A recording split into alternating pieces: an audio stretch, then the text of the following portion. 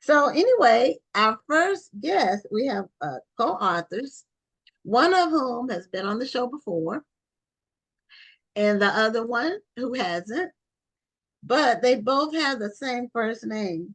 And we want to find out, one, how did this happen? So anyway, we have Suzette Harrison and Suzette Riddick that are co-authoring a book that's just recently been published. I think it's today. I have to look at the release date. It was last Tuesday. So they are on the show. The name of the book is Forever Beautiful. And so we'll welcome the two Suzettes. Welcome to Black Authors Matter TV. And welcome back, Suzette Harrison. She's been on the show multiple times for her other previous books that she's had. And I see the book cover behind you. What do I, okay, so I'll call Suzette R and Suzette H. Is that That works. okay? Yes, ma'am. Okay. So welcome to the show and congratulations on releasing your book. And now, how did you all meet? Well, first of all, thank you so much for having us. We are delighted, and it's always an honor to sit down and talk with you and share with you. We call each other twins. So we are the twins, although our mothers are not the same. But Okay. Twin and I met through literature, through books, many years ago, probably about what, Twin, 8 years ago almost now? Yeah, 8 years. Yeah, about 8 years ago, and it was books that brought us together, and so it was, it's been a delight ever since. Twin reached out, she was bold enough to reach out, and I so appreciate that. And we just developed a sisterhood and a friendship from there. And I say sisterhood because it's more than just friendship. We are twins. We share our brains sometimes, and yeah, so that's books brought us together. Okay. That's wonderful. Yeah, so yeah, meeting a namesake is interesting, especially Suzette's not a super common name. Now, and when I've only met one Guinevere, that's my first name. I go by Guinevere. I've met one in my life, and she actually lives here in Houston. She's not in the book industry, and she spells her name the same as mine, which Wow. is with GWN. So if I I've need never another, met a Rhonda because Rhonda is a it's very, very original name. Nobody else had that name. well, as a matter of fact, we have another Rhonda coming on the show later. So Oh, there are so many Rhondas. there are lots, but no other Dr. Rhonda Lawson. That's right. Look, Only one Dr. Rhonda. Yes. so were you both writing at the time you met, or were you both authors, published authors at the time you met? Yes, we were. We were both published authors. Okay. Yes. And then, so what gave you the bright idea to co-author a book? How did that come about? Yeah, well, Twin and I we discussed it for years. We actually were with a group of other sister authors, and we had plans to write this wonderful series, and it didn't come about. That was maybe 5 years ago, just because of life, people's lives. It was before COVID, and COVID definitely just kind of threw that out of the water. But Twin and I have been talking about this. Twin and I, we talk at least once a month. We would have monthly chats. We call each other. We're on the phone 2, 3, sometimes 4 hours, talking about books and everything else in life. So we just, would bounce it back and forth, back and forth. And then finally it was last year, we're like, you know what, we need to stop talking. Let's go ahead and do this and let's see what it'll look like. And so we started putting, doing brainstorming. And that's how we got off the fence. It's like, Okay. let's do this, because if not, we'll be on this fence forever. Right. Okay. So how did you decide what type of book you were going to write? That had to be a process of what was going to be the genre or the theme or the main characters or who the audience would be. How did you reach those conclusions? Originally, we were going to write contemporary women's fiction about a group of girlfriends. However, my twin, she is a phenomenal author of historical women's fiction. So, we just were talking one day and she was like, well, twin, what about if I write my character is historical fiction and my strong suit is contemporary. Okay. So we decided to write a 10 novella series with her 5 books are going to be, from the African American historical women's fiction perspective, and mine is from the contemporary women's fiction Oh, perspective. so really you didn't actually write the stories together. It's just more of you kind of split the series. Yes. That's Yes. interesting. Oh, Yes. okay. So yeah, that's a different take on it because we've had all different types of concepts and with co-writers, co-authors of fiction. I don't know if you all are familiar with this is one of the creative ones, the Bays of Juneteenth series. Are you all Yeah. familiar with that one? Where they had a bunch of different people and they all took Juneteenth as a thing. Mhm. And but we've had all different types. In fact, we have some co-authors coming up in a couple of weeks with a book that they wrote. They've both been on the show individually, and you all might probably know them or know of them, Pamela Samuels Young Mhm. and Mhm. Dwayne Alexander Smith. Yes. They're Mhm. both based in California, where you are, Suzette Mhm. Suzette H. Yeah. And they have a collaboration that's being released. I think it's in about a month, but they're going to be on the show to talk about their book. So it's good to see people collaborating and working together and coming up with creative ideas. Agreed. You've probably heard this so much that writing is an isolated art, so Yeah. isolated art form, and you're in your room wherever you write, and you're, it's just you and your computer essentially, and whatever music that you might be playing, but it's very isolated and it can be lonely. So it is a blessing to have a collaborative partner. We keep each other honest, keep each other on track, work each other's accountability. So that really helps with the progress of the writing and of the series. I Yes. absolutely agree with that. Sometimes it's just knowing that the person is there.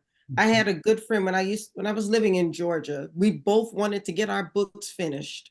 And we were writing about 2 totally different things, but because we met up at Starbucks or anywhere where you'd like, I'm not saying it has to be Starbucks, but because we met at Starbucks, we had coffee, we sat at the same table, just having that company and knowing that we were there for each other to work on our projects helped us to get through it.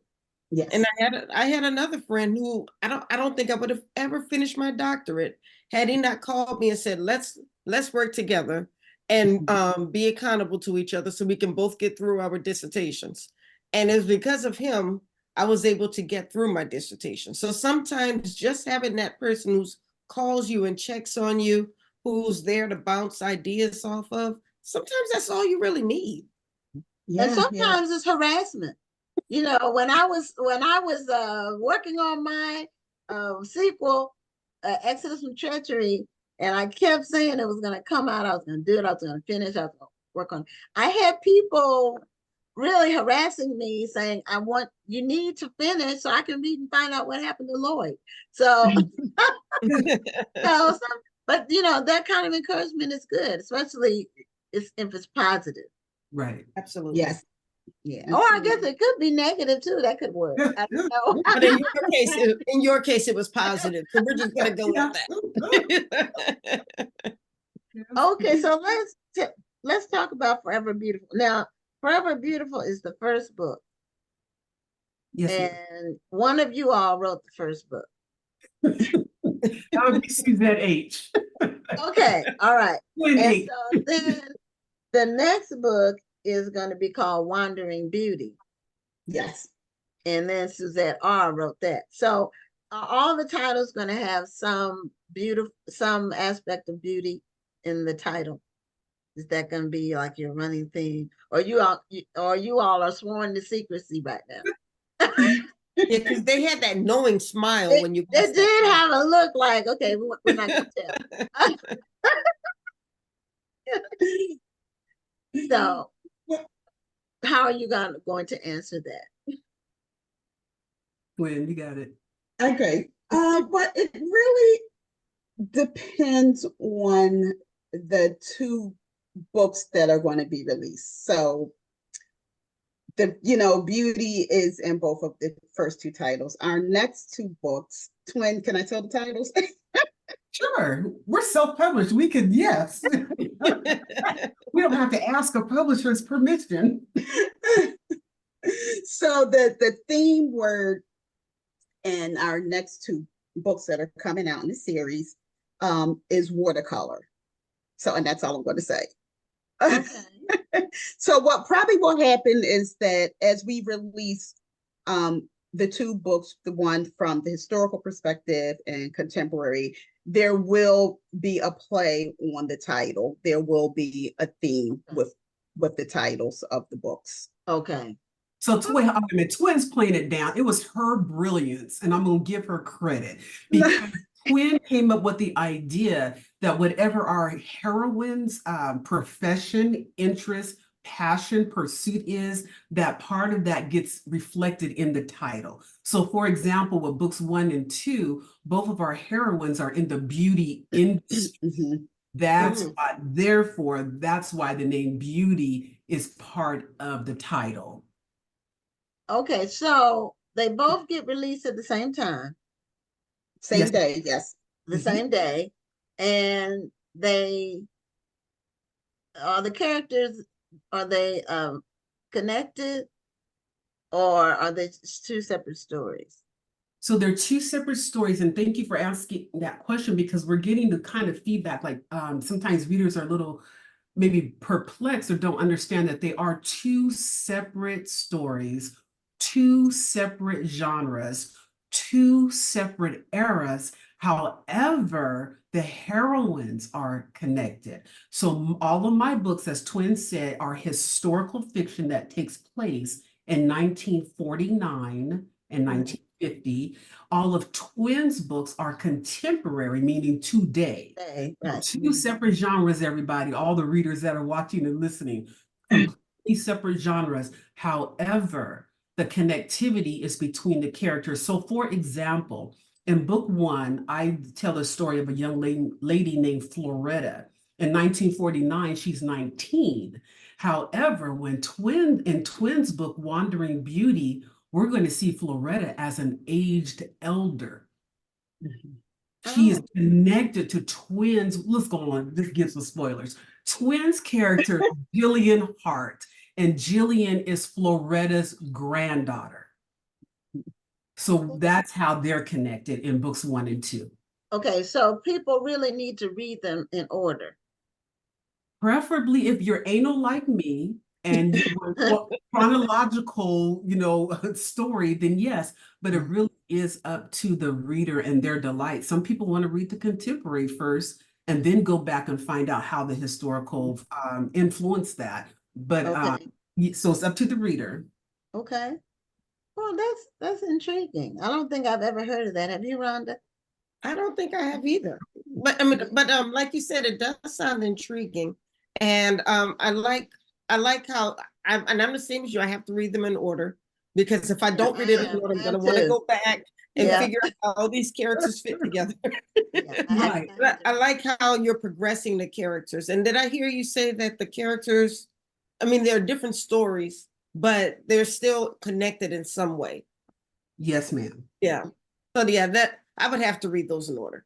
So imagine book 1 is your grandmother and book 2 is your story. Yes. Yes. Okay.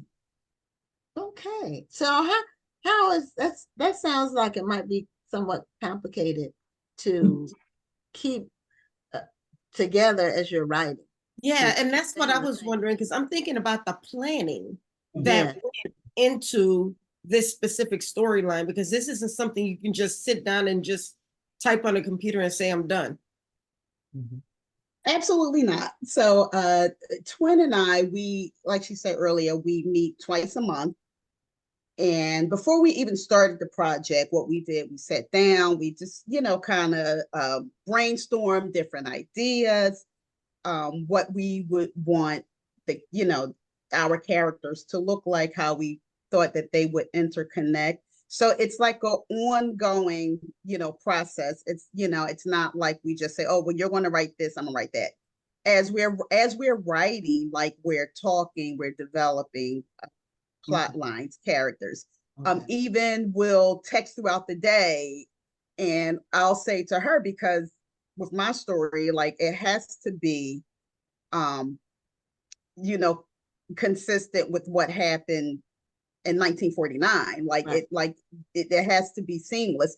So, we're texting each other back and forth, we're talking on the phone. We have Twin is the organizer. she keeps everything straight and organized. We have on Canva, like I'm going to call it like our series Bible, and it has everything in it, from the churches in the town, the name of the lake, the grocer, everything is in there, like the town gossip, so it's a Bible that has just like everything in it that we can use for reference. We take notes, we even document like words per day that we write, so that we even stay track on that. So it's a lot of communicating back and forth, just to make sure that that consistency is there. So like if you read something in Twin's book, like let's just say if it was a family Bible, and in her book, if the family Bible is Black, in my book it can't be read. So yeah, it's a lot of it's time consuming, but we have fun doing it. It's always, like Twin said, just a pleasure being able to do a project with someone to be able to bounce ideas off of. Yeah. Nice. There was a question that came up in the chat. LaRonda Crosby Johnson says, how often will the books be released? Or are they all written, or are you working in the series as you go along? Yeah, so the books will be released approximately every 4 to 5 months. So the next anticipated release will be October, and then February for Juneteenth, and then June for Juneteenth, and then the final book will be August of 2025. You mean February for Black History Month? Correct. What did I say? Juneteenth, excuse me. Uh-huh. Thank you. The Juneteenth is imminent. Yeah, I did too. I Juneteenth. just want to make sure Juneteenth is coming up. When is next? No, for 2025. Because No, my birthday is Thursday. My birthday is the day after Juneteenth. happy And birthday. Rhonda's is a week after mine, more or less. Yeah. All the June babies in Yeah. here. Happy birthday, June babies.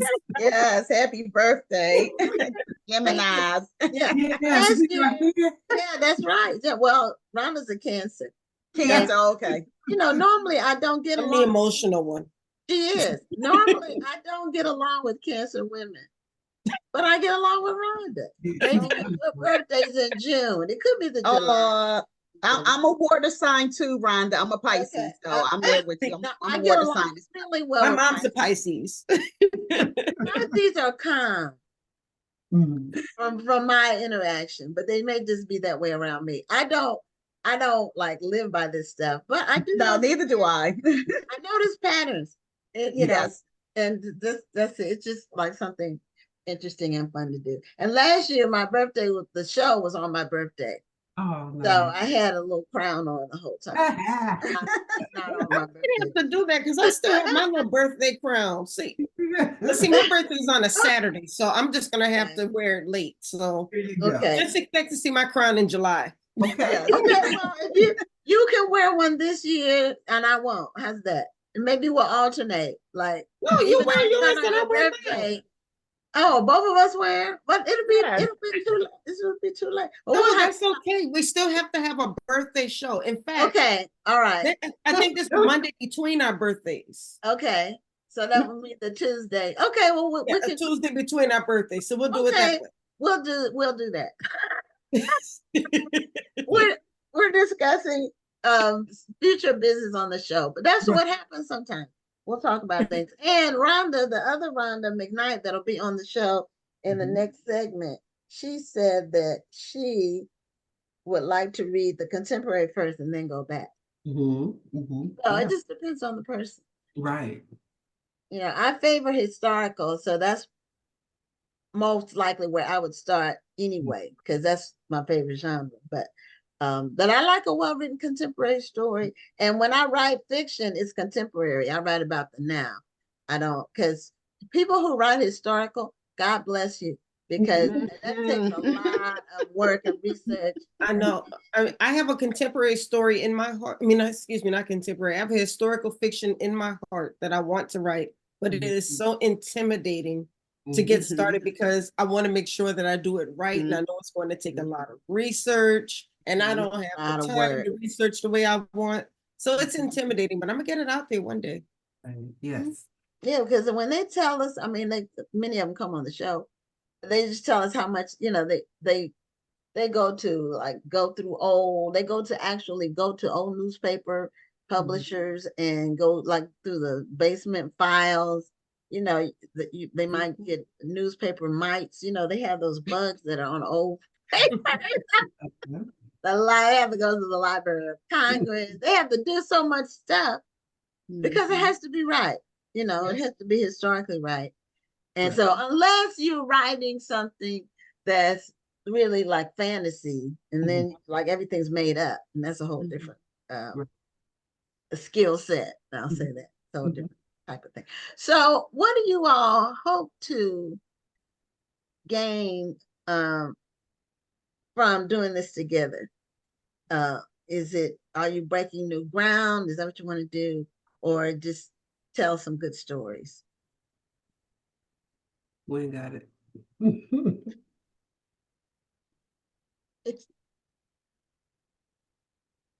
I think she was tossing it to you. Okay. All right. Okay, toss it to me. Okay. Well, what we're hoping to do, I think first and foremost is to create stories that we hope our readers can relate to, that we hope are enjoyable to our readers. And also we hope that there is a message in our stories, because even though as a romance author, when I do write, even though this is women's fiction, but previously I wrote romance, my goal is always to have a message in my stories that people can relate to, or something that would give somebody hope and encouragement. So that's what we're looking to do. Okay. Do you want to add anything, Twin? Oh, yeah. Do you want to add anything? Do you want to add anything, Twin? Well, yes. Well, thank you. I don't have to, but one of the things that we state on our website page, where Generations is housed, Generations being the series, is that it's a celebration of womanhood, of Black sisterhood, but specifically the courage, the strength, the tenacity and endurance of Black women. So we are definitely celebrating intentionally us and our foremothers, our forebears, and generations. These stories take place in a fictitious town that we created by the name of Colemanville, and it was named for one of the gentlemen that helped found this town. But this gentleman, Prophet Coleman, his mother was an enslaved woman, and his mother's name is Legacy. So when you look at the book, the slogan says, for love, liberty, and legacy. Excuse me, his mother's name was Liberty. It's for love, liberty, and legacy. Liberty is not a concept in this story. Liberty is a person who gave her life to save not only her son, but 3 other young enslaved boys. And she lost her life in the process. They come back in adulthood and they find that same plantation where she lost her life burned to the ground.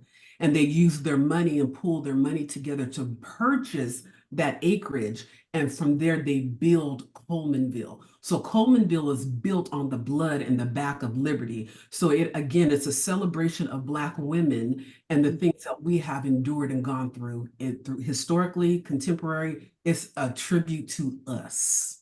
Beautiful, beautiful. And I will be remiss if we did not get into the covers for the books, because I know there's a cover behind you right now, but I saw a couple of the other covers and they're absolutely beautiful, and they're very befitting of the beautiful story and the message behind the stories. Thank you. Thank you. Thank you. Yes, thank you. Yeah, you So, on Canva. I've noticed. I've never.